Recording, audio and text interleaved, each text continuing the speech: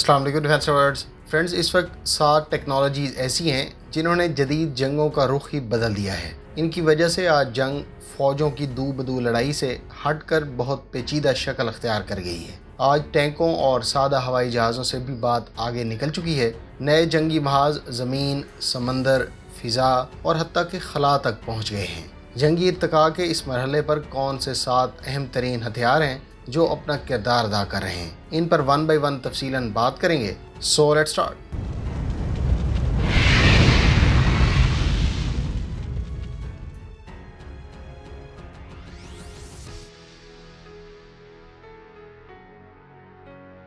Drones کو آج کل ایسیمیٹریکل جنگ کا بادشاہ مانا جا رہا ہے۔ بعض ماہرین اسے گن پاؤڈر اور جوہری ٹیکنالوجی کے بعد تیسرا بڑا جنگی انقلاب کہہ رہے ہیں۔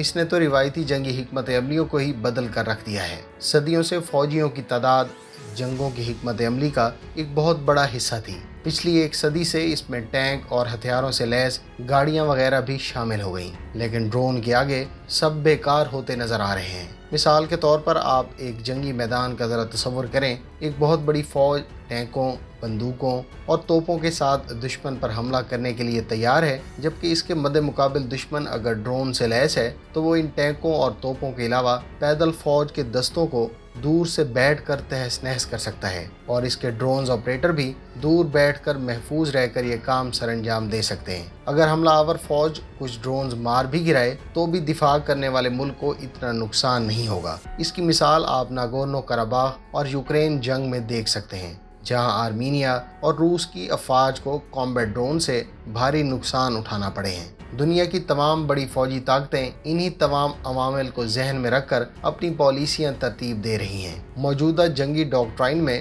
ڈرونز بہت زیادہ اہمیت اختیار کر گئے ہیں اور یہ افواج کی مجبوری بنتے جا رہے ہیں۔ پاکستان بھی مقامی سطح پر سرویلنس اور کامبیٹ ڈرونز تیار کر رہا ہے، جبکہ چین اور ترکی سے ڈرونز ایکوائر بھی کیے گئے ہیں۔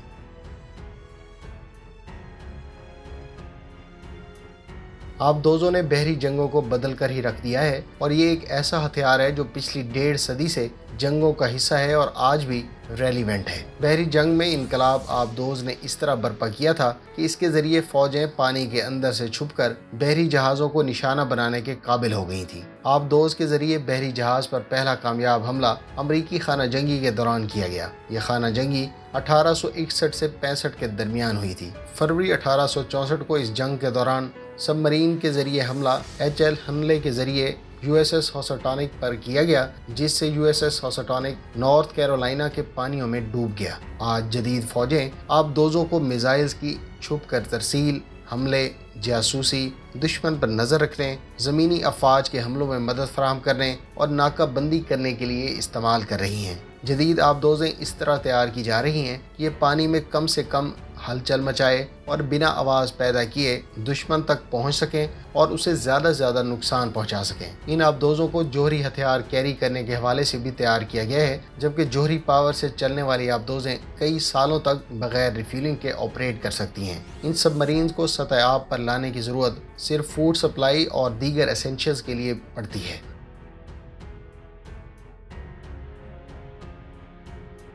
دنیا میں اس وقت بہت رفتار سے ہائپر سونک میزائلز تیار کرنے کی دوڑ لگی ہوئی ہے۔ ہائپر سونک میزائلز ایسے میزائلز کو کہتے ہیں جو ماک 5 یعنی 6170 کلومیٹر پر آور سے زائد کی رفتار سے پرواز کرتا ہے۔ اس وقت تیار ہونے والے تمام بین البراعظمی بیلسٹک میزائلز ہائپر سونک ہیں۔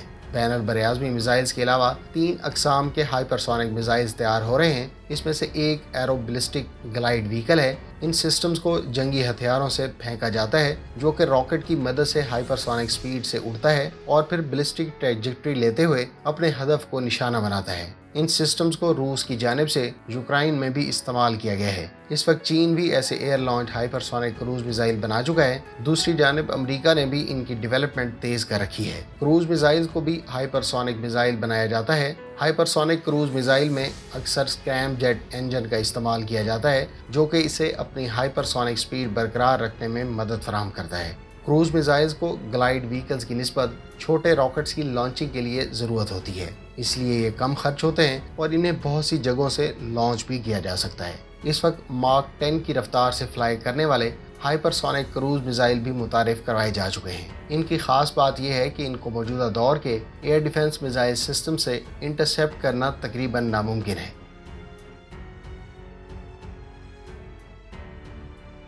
اسٹیلتھ طیارے، جیسا کہ ان کے نام سے پتہ چلتا ہے کہ ریڈار ڈیٹیکشن سے بچنے کے لیے ان کو تیار کیا گیا ہے۔ ایسا نہیں ہے کہ اسٹیلتھ طیارے ریڈار سے بالکل ہی غائب ہو جاتے ہیں، تاہم ان کی تیاری میں ضرور ایسی ٹیکنیک استعمال کی جاتی ہیں جن سے اس کی لائٹ ریفلیکشن اور ریڈیو فریکوینسی اسپیکٹرم کو کم سے کم کیا جا سکے۔ کوشش کی جاتی ہے کہ انفرارڈ اور دیگر ایسی شعاؤں کو بھی کم کیا جا سکے جن کے ذریعے دشمن کے ریڈار ان کی موجودگی کا پتہ چلا سکیں۔ اسٹیلتھ ٹیکنالوجی نے کامیاب حملوں کے تناسب میں خاصا اضافہ کیا ہے، کیونکہ ان طیاروں کی موجودگی کا پتہ چلانے، اسے ٹریک کرنے اور اس سے مدافعت میں مشکل ہوتی ہے۔ اسٹیلتھ ٹیکنالوجی کی ابتدا جرمنی میں دوسری عالمی جنگ کے دوران ہوئی۔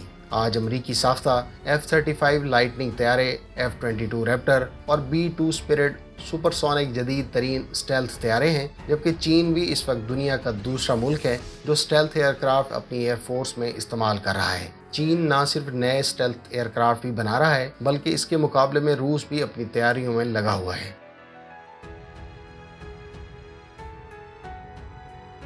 اسپیس ویپنز یا خلائی ہتھیار ایسے ہتھیار ہیں جنہیں خلا سے خلا یا خلا سے زمین یا پھر زمین سے خلا میں موجود اہداف کو تباہ کرنے کے لیے تیار کیا جا رہا ہے۔ ان میں ایسے ہتھیار شامل ہیں جو خلا سے زمین کی طرف آتے میزائل کا پتہ چلا سکیں اور انہیں تباہ بھی کر سکیں۔ اس کے ساتھ ساتھ یہ دیگر خلائی نظام جیسا کہ سیٹلائٹ، راکٹس اور خلائی شٹل وغیرہ کو بھی تباہ کرنے کے لیے تیار کیے جا رہے ہیں۔ گزشتہ سر جنگ کے دوران سوویت یونین اور امریکہ دونوں نے ایک دوسرے کے خلائی اثاثہ جات کو تباہ کرنے کے لیے ایک بڑے پیمانے پر اسپیس ویپنز تیار کیے تھے۔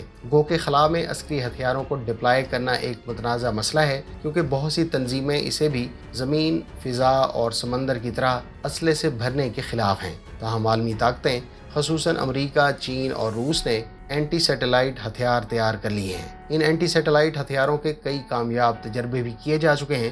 ان تجربات کے ذریعے مدار میں گھومتی سیٹلائٹ کو تباہ کیا گیا ہے۔ ان تجربات میں سے ایک مشہور تجربہ 2007 کو چینی حکام کا اپنی ہی ایک خراب موسمیاتی سیٹلائٹ کو تباہ کرنے کا تھا، جبکہ امریکہ بھی اس طرح کے کئی تجربات کر چکا ہے۔ اینٹی سیٹلائٹ ہتھیار خاص طور پر اس لیے بھی تیار کیے جا رہے ہیں کہ جنگ کے دوران دشمن کے کمانڈ اور کنٹرول سسٹم کو ناکارہ کیا جا سکے، کیونکہ بہرحال یہ تمام سسٹم سیٹلائٹ سے ہی جڑے ہوتے ہیں۔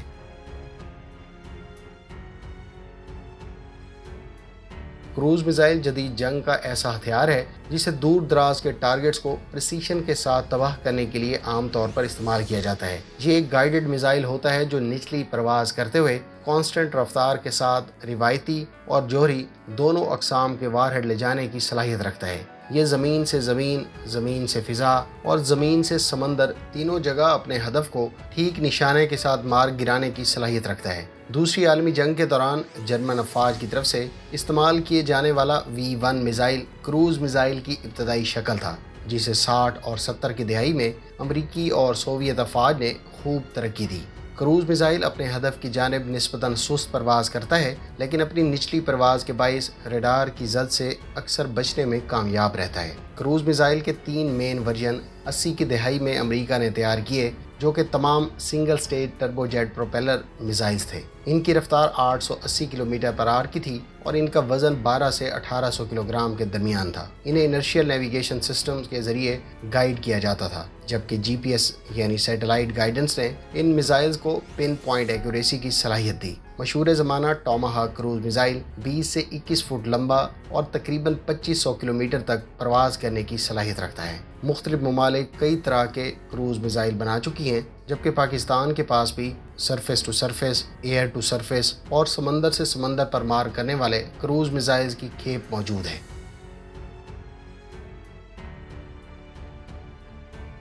فرینڈز، انسان نے آج تک سب سے زیادہ مہلک ہتھیار جو تیار کیا ہے وہ ہے نیوکلیئر ہتھیار۔ یہ ہتھیار تباہی کے لیے توانائی نیوکلیئر ری ایکشن سے لیتے ہیں۔ دنیا کا پہلا نیوکلیئر بام امریکہ میں مین ہیٹن کے خفیہ پروجیکٹ میں کام کرنے والے فزسٹ نے تیار کیا تھا۔ مین ہیٹن پروجیکٹ 1939 میں دوسری عالمی جنگ کے دوران شروع کیا گیا تھا۔ یہ ایک خفیہ پروجیکٹ تھا جو کہ جرمنی کے سائنسدانوں کے نیوکلیئر کو توڑنے کے تجربے کے بعد شروع کیا گیا۔ پہلے ایٹم بم کی تیاری کا شک بہت سے لوگ آئنسٹائن پر کرتے ہیں، لیکن آئنسٹائن کے بارے میں اطلاعات ہیں کہ اس نے مین ہیٹن پروجیکٹ میں شمولیت سے انکار کیا تھا۔ پہلا نیوکلیئر تجربہ 16 جولائی 1945 کو کیا گیا۔ اس کے بعد ہی اسے جاپان کے شہروں ہیروشیما اور ناگاساکی پر گرایا گیا۔ ایٹمی ہتھیار کتنے مہلک ہیں اس کے بارے میں آپ تفصیلات پہلے ہی جانتے ہیں۔